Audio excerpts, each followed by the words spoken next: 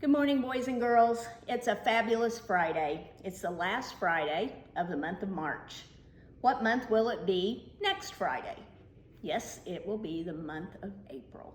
A popular rhyme for the month of April is, April showers bring May what? Yes, flowers. April showers bring May flowers. I have daffodils and tulips popping up in my yard. I remember that before spring break, Mrs. Hovhannissian gave you the challenge of being on the lookout for daffodils and recording on the classroom chart where you saw a daffodil. What color is a daffodil? Daffodils are yellow. Yellow's an adjective. All color words are adjectives. They're used to describe nouns. And what's a noun? A person, place, or thing. A yellow daffodil, a red tulip, a purple pansy. These are all types of flowers, so the category is flowers, and then we use color words to describe the flowers. The color words are what part of speech? Adjectives. Please take out your writing word booklet and let's record the adjective fabulous, the word I used to describe Friday. We have described days of the week with adjectives this week. So that category has been days of the week, and we have used the parts of speech called adjectives to describe each day of the week. Please write the word fabulous, F-A-B-U-L-O-U-S. Will F words be found at the beginning, middle, or end of your booklet? Fairly close to the beginning. Turn to those F's and write the word fabulous. Once you've completed that, turn to the D words. Would D words come before or after the F words, the words beginning with the letter F? D comes before F in the alphabet, so D words will come before F words. In the D section of words, please write the word daffodil, D-A-F-F-O-D-I-L, daffodil. Next week, we're going to use your whiteboards and erasers to do some of these activities. So next week, have those handy. But for now, let's use pencil and paper and record today's date. The month is March. The date is the 27th. The year is 2020. Put that all together, and the date is March 27th, 2020. We can write that date two ways. The full date, writing out the word March, remembering that comma after 27, after the date, between the date and the year. Using digits only, 3/27/20. Please record the date both ways.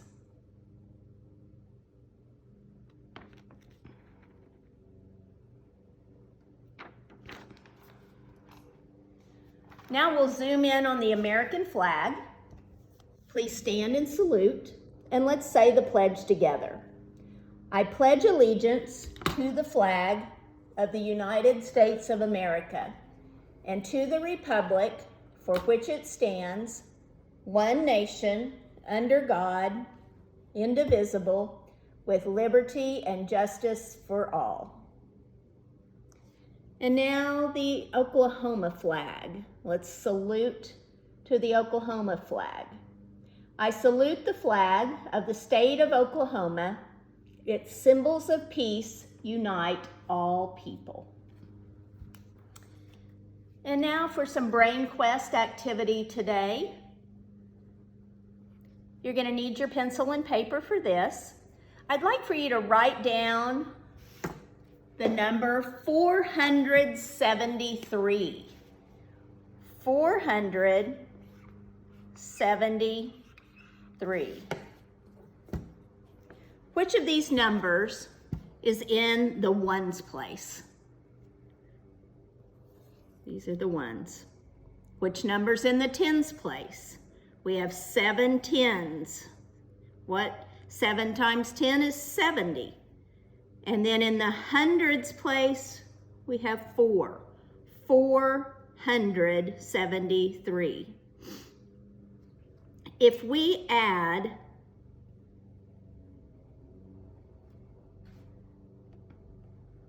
increase the tens column by 2, what number would we have? I'm going to say that again. If we increase the tens column by 2, what would be our new number? It would be 400. What's 7 plus 2? 9. Our new number would be 493.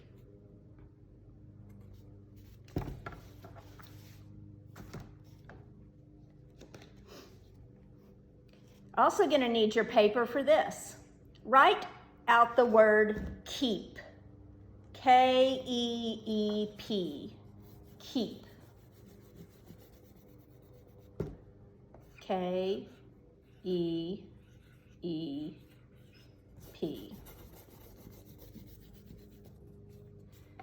Now unscramble those letters and make a new word. And the new word is going to mean to take a secret look. What new word could you make out of those letters, K-E-E-P, that would mean a secret look? What if we take the last letter, P, leave the 2 middle letters the same, we just turned the word around, made a new word, peek. Let's take a peek. That means to take a little look at something.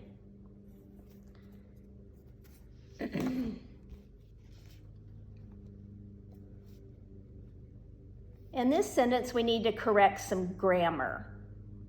Tina is more small than Ted. Are we using correct grammar in that sentence? Tina is more small than Ted. The correct way to say this would be Tina is smaller than Ted.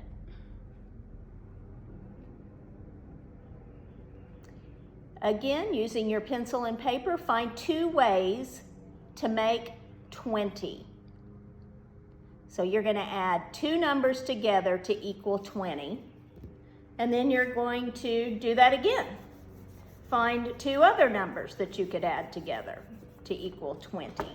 For example, I'm thinking 10 plus 10 equals 20.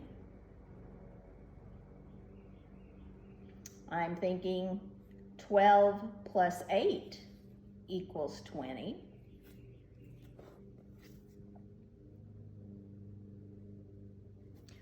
What if you had the number 11?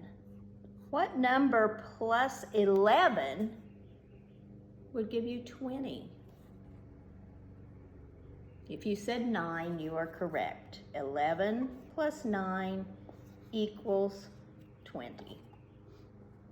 So you can come back to that later if you want to continue finding different combinations of numbers that would equal 20. And one last brain quest question: is the butterfly the name of a swimming stroke or a tennis stroke? Is the butterfly something you would find in swimming or in tennis? It's in swimming. It is a stroke in swimming.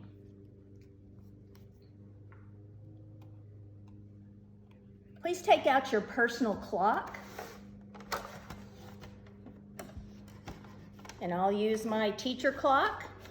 And I would like for everyone, I'll give you a minute to get those clocks out. Hopefully they're handy. If not, don't worry about it. I'll give you more notice next week of the materials you'll need for our meetings.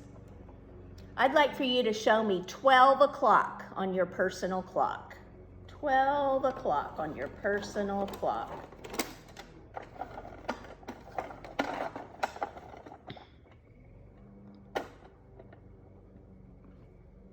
The hour hand and the minute hand are going to be pointing at the number 12. It is straight up 12 o'clock. What are 2 other ways of saying 12 o'clock? Noon and midnight. If it's midnight, would it be light or dark outside? It would be dark, and you would probably be asleep. I hope so. Noon is the time for our Zoom meeting. And noon is a popular lunch time. Now show me 12:30 on your personal clock.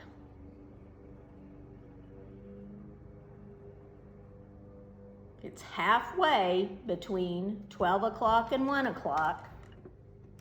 So your minute hand should be pointing to the 6, which shows us it's 30 minutes after 12 o'clock. We'd say 12:30, and then there's one other way of saying 12:30. Think about what that is. 12:30. Now, let's show 1 o'clock. That minute hand left the 12:30, zooming around here. It's now 1 o'clock. And let's just carefully go all the way around the clock until we reach 2 o'clock. This would be 5 minutes after 1, 10 minutes after, 15, 20, 25, 30, 35, 40, 45, 50, 55, 60. An hour just went by. How many minutes are in an hour? 60 minutes. It's now 2 o'clock. I hope you'll continue to practice with your personal clock at home until you're able to tell time down to the minute. I know some of you can already do that, but keep practicing. Now, if my videographer, and I want to thank my videographer, that is my daughter, who has filmed various things all week for me, and I really appreciate her doing that. Her name's Kylie. Thank you, Kylie, for being our videographer. So if you would zoom in on this continent sheet for just a moment, let's review our way of remembering the names of the 7 continents. North America and South America got married. They went to Europe on their honeymoon. They had 4 children whose names all started with the letter A. Africa, Antarctica, Asia, and Australia. Next week, we're going to start working in our geography workbook and learning more about maps. So I'd like to introduce that to you by reading a short little book called Me on the Map. Before I start the reading though, I want to ask 2 quick questions. Yesterday, we talked about the continent that had the least number of people living on it. We determined that was Antarctica. Only about 1,000 people live there permanently. Not very many people at all due to the climate, the weather there. It's cold all of the time. Asia is the most populated. I wonder if you remember how many people we said live on the continent of Asia. It's 4.5 billion people. So quite a difference between the number of people in Antarctica, the number of people in Asia. Quickly, I'm going to read Me on the Map. Again, if my videographer would like to just zero in on the pages as I go through this. This is me. This is me in my room. This is a map of my room. This is me on the map of my room. This is my house. This is a map of my house. This is my room on the map of my house. So here's other rooms in the house. This is my street. This is a map of my street. And this is my house on the map of my street. This is my town. This is a map of my town, the whole town. This is my street on the map of my town. This is my state. This is a map of my state. This little girl lives in Kansas. This is my town on the map of my state. This is my country, the United States of America. We saw yesterday that Sam had made a map of the United States of America using some puzzle pieces to trace around. Nice job with that, Sam. This is my state on the map of my country. And the country we live in is the United States of America. This is my world. It's called Earth. It looks like a giant ball. If you could unroll the world and make it flat, it would look like this map of the world. This is my country on the map of the world. United States is here in North America. There's that big continent of Asia. So here's how I found my special place on the map. First, I look at the map of the world and find my country over here. Then I look at the map of my country and find my state. There's Kansas, that's where she lives. Here's Oklahoma, right under Kansas. Then I look at the map of my state and I find my town. Then I look at the map of my town and I find my street. And on my street, I find my house. And in my house, I find my room. And in my room, I find me. Just think, look at all of these maps. And look, this little girl has a work area just like you guys have. In rooms, in houses, on streets, in towns, in countries all over the world, everybody has their own special place on the map, just like me on the map. Me on the map. Boys and girls, that's all I have for today. Have a wonderful weekend, and I'll see you Monday.